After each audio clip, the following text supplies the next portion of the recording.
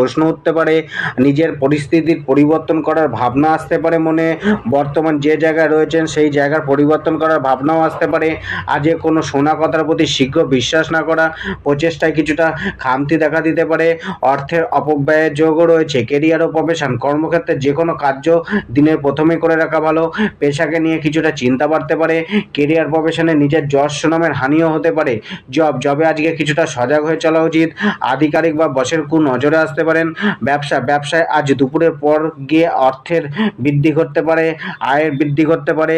ব্যবসায় সর্বপ্রকারের লেনদেন দুপুর 2টার পর করুন, তবে আর্থিক লেনদেনের ক্ষেত্রে বিশেষ সতর্কতা অবলম্বন করা উচিত। আজকের দিনে ব্যবসায় কোনো গুরুত্বপূর্ণ সিদ্ধান্ত আজকে না নেওয়াই ভালো। নতুন ব্যবসা স্টার্ট না করা। জীবনসাথী ও পরিবার ও প্রিয়জনের থেকে কিছুটা দূরত্ব বাড়তে পারে। নিজের ক্রোধকে কন্ট্রোল রাখুন, গৃহে সুখ শান্তি থাকবে। প্রেম, যারা প্রেম করে বিবাহ, মীন রাশি দিনের প্রথমার্ধ কিছুটা সমস্যায়